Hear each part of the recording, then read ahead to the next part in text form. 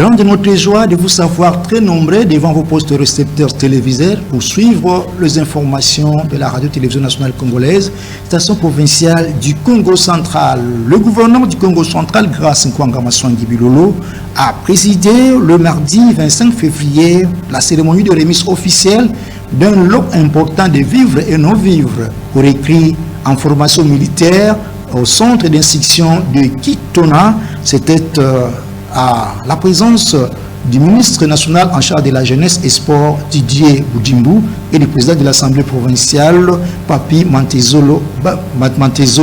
C'est un reportage de Tili Mayemba et Ngimbi Anderson.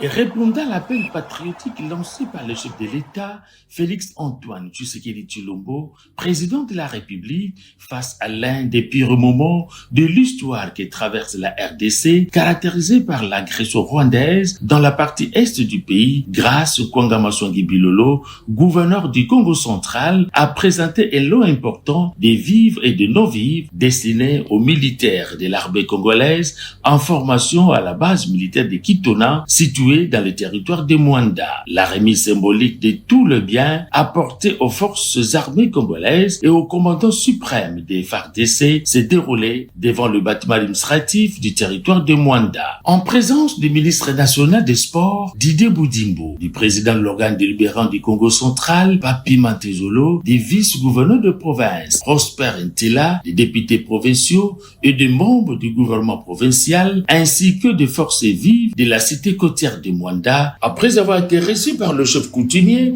Grace Bilolo n'a pas manqué de signifier que ce geste est une contribution des filles et fils de la province et des entreprises basées au Congo central qui ont favorablement répondu à son appel pour la cause de la nation. Biso to desidaki to soma ba bien nature to pesa ba mapinga na biso makila ezali ya kopesa metodobili komea makila to bakisa biloko oyo bozali komona esengi moko na moko esika azali azala éveillé yeba voisin na yo za ba voisin yange biso nyonso ba jeune oyo nyonso azali nzoto kolongonu akende apusana asanrole na ba forces armées na biso na FARDC.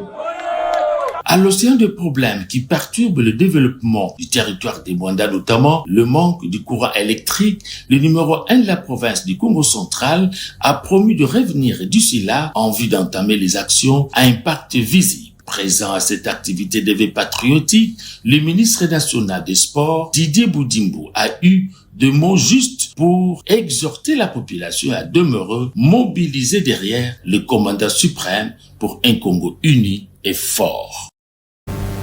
Et sur instruction du gouverneur du Congo central, Grace Nkwanga Maswangi Bilolo, un culte œcuménique a été organisé par la mairie de Boma, une prière pour la paix à l'intention de tous ceux qui sont victimes de la guerre dans l'est de la République démocratique du Congo. C'était à l'esplanade de la maison communale de Kalamou le lundi 24 février dernier. Une collecte spéciale a été organisée à l'intention de toutes les couches de la population de Boma. Le détail dans ce reportage de Justin Mpanzumbambi depuis la ville de Boma. L'esplanade de la maison communale de Kalamou a servi de cadre au culte écuménique de prière pour la paix en RDC, notre pays. Y ont pris part les autorités politico-administratives, policières, militaires, religieuses, les fonctionnaires de l'État, la notabilité et la société civile. Dans son mot d'ouverture, Madame le maire adjoint de Boma, Maître Claudel Lepembaki a dit « À peine les tableaux sombres de la guerre d'agression rwandaise à l'est de notre pays et ses corollaires avant de rendre un vibrant hommage au chef de l'État pour sa détermination de mettre fin à cette guerre injuste. » Nous rendons nos hommages le plus déférents et soutenons la détermination du commandant suprême des FARDC et de la police nationale congolaise, le président de la République et chef de l'État, Félix Antoine Tshisekedi Tshilombo, qui, grâce à sa diplomatie agissante, vient enfin de convaincre l'opinion internationale sur les causes profondes de cette agression injuste dont nous sommes victimes de la part du génocidaire et sanguinaire Paul Kagame, et que nous attendons de retrouver en termes de sanctions fermes et sans complaisance contre l'agresseur rwandais. De son côté, l'officiant du jour, le révérend pasteur Mamba, a dans sa prédication tirée d'Ésaïe au chapitre 62, verset 1, intitulé « L'amour de la nation », exhorté le peuple de Dieu à aimer et à bénir son pays et à prier pour ses dirigeants. Après quoi est intervenu le moment de prière et d'intercession en français et en 4 langues nationales pour notre pays, nos dirigeants et nos FARDC et les patriotes Wazalendo. S'en est suivi la collecte spéciale de fonds afin de soutenir nos voyants éléments de FARDC et Wazalendo engagés au front pour défendre l'intégrité de notre pays. Dans son mot de clôture, le maire de Boma, Senghor Mbutu Bikwakula, a remercié les participants à ce culte, principalement les concélébrants du dit culte. À vous tous présents ici, nous vous saluons et vous disons merci. Merci pour avoir abandonné vos nombreuses occupations pour venir compatir avec nos sœurs et frères victimes de violences de toutes sortes. Merci pour votre contribution que nous allons transmettre dès demain déjà à Kidego. C'est dans un climat de sérénité et de convivialité que s'est terminé ce culte. Le chef de l'agglomération de Lukimba dans le territoire de Sekebonza a organisé le lundi 24 février au terrain catholique de cette agglomération un culte d'action de grâce en soutien aux forces armées de la République démocratique du Congo, aux éléments de la police nationale congolaise et à toutes les forces de défense. C'est un commentaire de Jean Vital Zoser du professeur. Les forces vives de l'agglomération de Lukimba, située à plus ou moins 20 km de la ville de Matadi, dans le territoire de Sekebanza, ne sont pas en reste par rapport à la guerre d'agression que subit la RDC dans sa partie est. En réponse au message du gouverneur de province, grâce à Nkwanga Maswangi Bilolo, pour l'organisation des cultes d'action de grâce dans toutes les entités territoriales décentralisées, pour le soutien au FRDC, un culte d'action de grâce est organisé dans cette entité le lundi 24 février 2025 au terrain catholique en présence du chef de l'agglomération de Lukimba, Ntsimba Lima, en présence des membres du conseil local de sécurité et des responsables de différentes confessions religieuses. Dans son prêche, tiré du livre de Jonas, chapitre 3, versets 6 et 8, le pasteur Mabiala, du message de la fin, prédicateur du jour, exhorte la population congolaise à faire comme les habitants de Ninive. Chacun doit crier vers Dieu de toutes ses forces. Chacun doit abandonner sa mauvaise conduite et Dieu donnera la victoire à notre pays pour le retour de la paix. Il justifie ses cultes. Ce que nous faisons ici, c'est en faveur de nos compatriotes de l'Est qui souffrent des affres de la guerre injuste imposée par les ennemis de la nation. Des offrandes sont collectées pour contribuer à l'effort de guerre. Le chef d'agglomération remercie la population pour avoir participé massivement à ces cultes.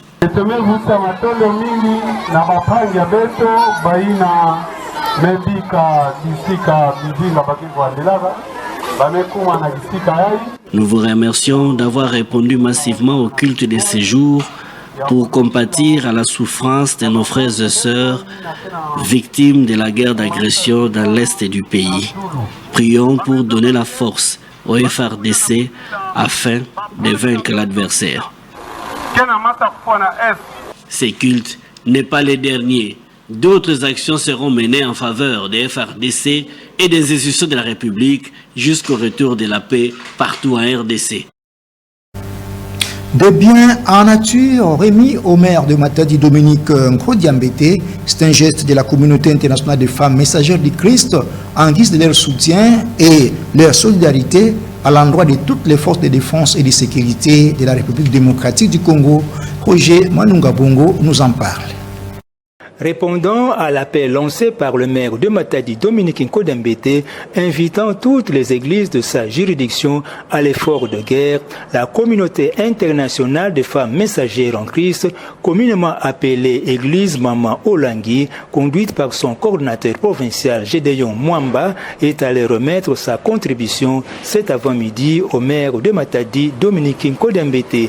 Il s'agit de lots de biens en nature bien emballés, collectés au cours du culte de prière et collecte pour la nation organisé dimanche dernier dans chaque église à la demande du maire de Matadi, Dominique Nkodembete, afin de soutenir nos vaillants soldats de FARDC et Wazalindo qui s'emploient corps et âme pour la défense de notre intégrité territoriale. La remise au maire de Matadi, Dominique Nkodembete, assisté du maire adjoint Médard Weka Wampungu, a eu lieu devant le bâtiment administratif de la mairie par le coordinateur provincial de la dite communauté, Gédéon Mwamba. Le but de cette délégation, c'est pour répondre à l'appel de l'autorité de la ville qui nous était parvenu de pouvoir faire un geste et contribution pour nos bien-aimés qui sont Baki et ceux qui sont à l'Est. Raison pour laquelle le dimanche, on a essayé un peu de faire une sensibilisation. Les jours qui suivent le lundi, tout le monde a amené quelque chose, un habit, une chaussure, une robe. Et c'est ce qu'on a pu avoir pour venir remettre à l'autorité. Ce geste, combien humanitaire et solidaire, est allé droit au cœur de Matadi, Dominique Nkodembete. C'était sur l'instruction de son Excellence, Monsieur le Gouverneur, qui nous avait demandé de lancer cet appel à toutes les églises. Et aujourd'hui, ces choses faites, la première délégation que nous avons accueillie qui a répondu favorablement à notre appel, c'est l'église SIPFEMC.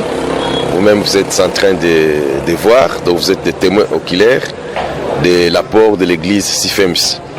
Donc nous sommes très fiers de cette église qui soutient le président de la République, son Excellence Félix Antoine Tshisekedi Tshilombo, qui soutient nos vaillants FARDC qui sont au front et nos patriotes Wazalendo. Nous sommes de cœur avec nos recrues qui suivent la formation à Kitona. Donc, bravo, merci infiniment à l'église SIPFEMC qui a répondu à notre appel en nous apportant massivement des biens que nous allons à notre tour mettre à la disposition du ministère provincial des Affaires sociales pour qu'à leur tour ces biens soient acheminés à Kinshasa et une partie à Kitona.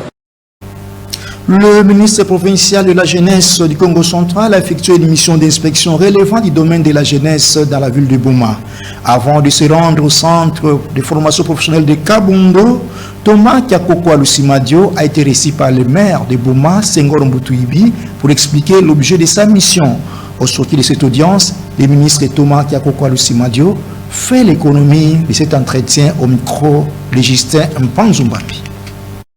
Nous avons eu l'autorisation de son Excellence, Monsieur le Gouverneur, de visiter toutes les concessions appartenant à la jeunesse. Parce que nous avons pu remarquer au niveau des Sandaouzi que nous avons plus ou moins 2640 hectares pour la jeunesse. Il y a 2100 qui sont déjà vendus. Alors, nous avons demandé la permission au gouverneur de passer dans tous les territoires, plus les devis, voir un peu l'état de lieu de tout ce qui appartient à la jeunesse. C'est pour cela, vous nous voyez ici, nous venons de visiter les beaux bâtiments qui sont ici. Nous avons vu les apprenants qui apprennent soit la mécanique, l'électricité, ainsi de suite. Nous avons vu les filles avec la poudre qui n'ont qu'une seule machine à poudre. Nous avons vu les mécaniciens, les ajusteurs qui ont un petit poste à souder. Donc il y a tellement de difficultés. Dès que nous ferons les rapports à qui des droits. Je crois que le gouverneur pourra quand même être sensible pour que dans l'avenir puisse nous acheter des histoires vraiment ici pour que nos enfants qui sont ici puissent apprendre le métier et être responsables plus tard. L'Office national des produits agricoles du Congo, ONAPAC, un sigle, a organisé le mardi 25 février dans la salle du barreau à Matadi une journée de sensibilisation sur la prise en charge à l'exportation des produits agricoles sous contrôle de l'ONAPAC. C'était à l'intention des transitaires et des services étatiques commis aux frontières Jean Vital, Zozer Dion Professa et Sami Mangana pour le reportage. Il s'est tenu dans la salle du barreau de Matadi ce 25 février 2025 une réunion mettant autour d'une table M. Bassele Nonge JP, directeur ONAPAC Gemena, et M. John Katambu, directeur ONAPAC Kinshasa, tous deux envoyés de Madame, directeur général de l'ONAPAC Mimi Monga, pour sensibiliser les transitaires et autres services de l'État commis aux frontières sur la prise en charge à l'exportation des produits agricoles sous contrôle de l'Office national des produits agricoles du Congo, ONAPAC en sigle. Les intervenants ont insisté sur les documents requis que doivent avoir les transitaires avant toute exportation des produits sous contrôle de l'ONAPAC. Ils doivent s'assurer si le produit a les certificats de qualité et d'origine et aussi s'assurer si l'exportateur lui-même est agréé par l'ONAPAC.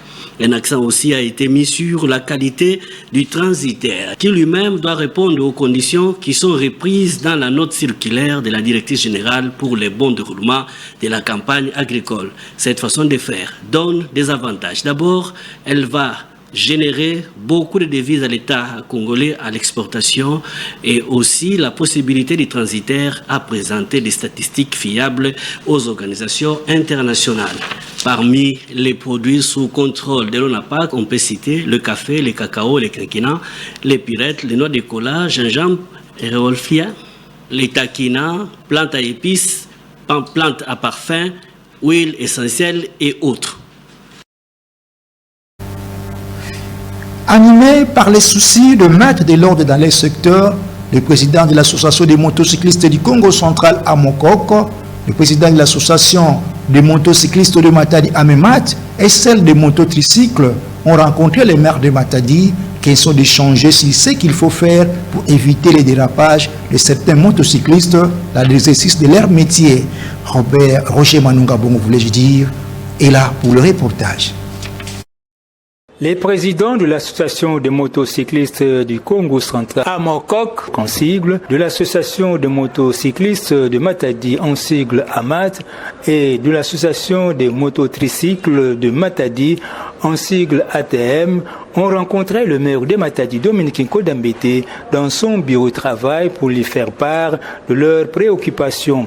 L'autorité urbaine était entourée, chef de bureau urbain de transport et voies de communication et une délégation de la police de circulation routière. Au sortir de l'audience, le président de l'association de motocyclistes du Congo central souligne le sens de cette visite. Secteur Abeto ya moto, il y a que secteur moi c'est vraiment très sensible sur le plan sécuritaire.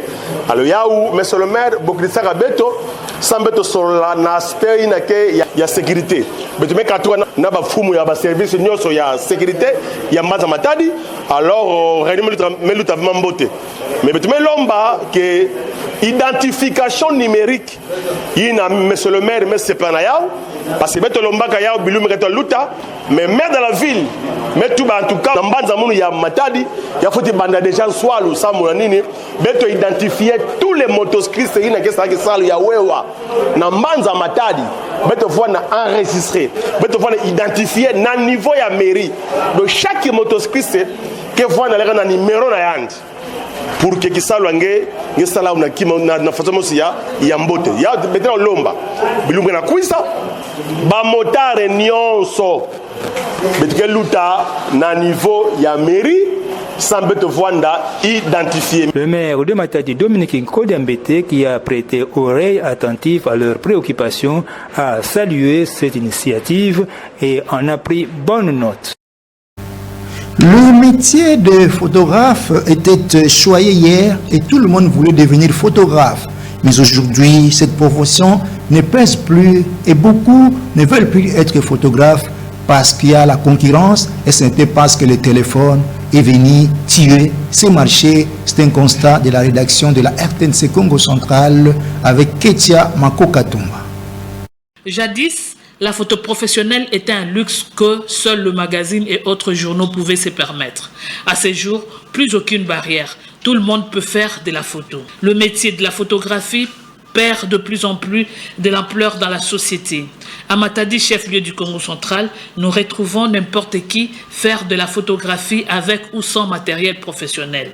Pour Baker Hassan, l'amélioration de la photographie dans la ville de Matadi est reconnue du point de vue matériel. 5 ans, 6 ans passés, normalement quand on parlait d'un photographe, ce sont les personnes qu'on ne respectait pas trop. Actuellement là, un photographe est une personne qu'on respecte. Un photographe est un patron. Déjà, les matériels coûtent très cher. Pour avoir des matériels photographiques, il faut aussi avoir beaucoup d'argent.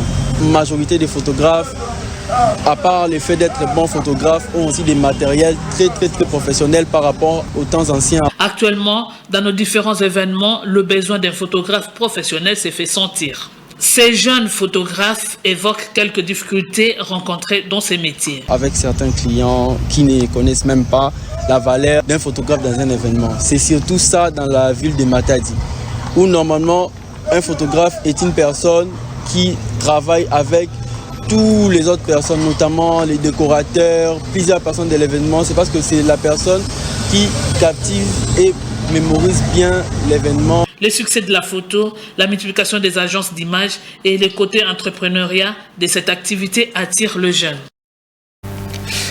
C'était le reportage de Ketsia Makoka rendu par SP Kamoucha. La mesure prise par le maire Dominique Nkodiambete de la ville de Matadi à propos de l'évacuation de grands véhicules le long des acteurs du chef-lieu du Congo central souffre encore d'exécution. La caméra de la RTNC s'est promenée et vous montre les constats vécus sur le terrain. Cette mesure prise par le numéro 1 de la ville, Dominique Nkodiambete, interdit le stationnement illicite des gros véhicules sur plusieurs tronçons de la ville portuaire de Matadi est respectée dans d'autres coins, tandis qu'ailleurs, non. Sur l'Ars Mvoadumpozo, les propriétaires de ces engins ont pris des dispositions d'évacuer leurs véhicules. Même observation sur le tronçon 24 novembre. Au rond-point Londé jusqu'à l'entrée Port Kalankala, là, quelques véhicules en panne sont encore signalés. Sur la route rond-point Kinkanda à Ngwango, des gros véhicules sont encore présents. Sur le tronçon rond-point RTNC Afrique du Sud, les propriétaires de véhicules font la sourde oreille comme si l'État n'existait pas. L'urgence s'impose pour que l'autorité de l'État se fasse sentir et vécue en dégageant par la force, si possible, les frontières, affirment certaines personnes qui ont requis l'anonymat. Rappelons que l'abandon de véhicules sur la chaussée ne gêne pas seulement la circulation, mais constitue également un acte antipatriotique. Cette décision du maire de Matadi fait suite au constat observé depuis un temps sur le comportement de certains conducteurs de véhicules qui stationnent même les véhicules en panne pendant plusieurs jours. Le chef de division du secrétariat général des droits humains en séjour à Matadi a été reçu par le maire de Matadi, Dominique Nkodiambete. Il est allé partager l'objet de sa mission et pourquoi pas présenter ses civilités. C'est ce que nous dit Roger Manungabon. En ce jour de travail à Matadi, le chef de division au secrétariat général des droits humains, Aaron Mallory, est allé présenter ses civilités au maire de Matadi, Dominique Nkodiambete. Il a été conduit auprès du maire de Matadi, Dominique Nkodiambete, par le chef de division provinciale des droits humains, Makonka Kiko. L'échange avec l'autorité urbaine a porté essentiellement sur l'objet de sa mission à Matadi. Nous sommes venus pour faire l'état des lieux de la division provinciale de droits humains ici. Alors, nous devrions normalement visiter toutes les antennes de droits humains ici au Congo central, les antennes territoriales et communales, mais vu le temps et les moyens mis à notre disposition, nous ne serons pas vraiment tenus à aller dans tout le territoire. Alors, on se base seulement au niveau de là où la division existe et puis au niveau de la mairie, comme ce n'est non loin de la division, pour essayer de voir et faire l'état de lieu de nos agents là où ils sont affectés. Le chef de division Aaron Mallory a été complété par le chef de division provinciale des droits humains Congo central, Makonka Kiko. L'objet de notre visite auprès des maires de la ville, c'était pour présenter des civilités de la délégation du ministère des droits humains qui séjourne déjà dans notre ville de Matadi depuis samedi. Et ils sont venus faire l'état des lieux des droits humains au Congo central, particulièrement dans la ville de Matadi. C'est pourquoi nous avons pensé, après avoir présenté les civilités auprès de l'Excellence hier, aujourd'hui, c'était nécessaire de voir aussi les maires de la ville, parce que la mairie abrite aussi les services des droits humains. Et cette collaboration doit être palpée par la délégation venue de Kin. Et après civilité, le maire de la ville a donné la situation de notre service qui est déjà installé, malgré certaines difficultés qui est prise en compte. D'ici là, il y aura une solution quant à ça. Donc le service collabore déjà avec la mairie. Eh ben, c'est cet élément que nous mettons un terme à ce journal. Merci pour votre confiance et fidélité à la chaîne du peuple qu'est la RTNC Congo Central. Bonne suite des programmes sur votre télévision.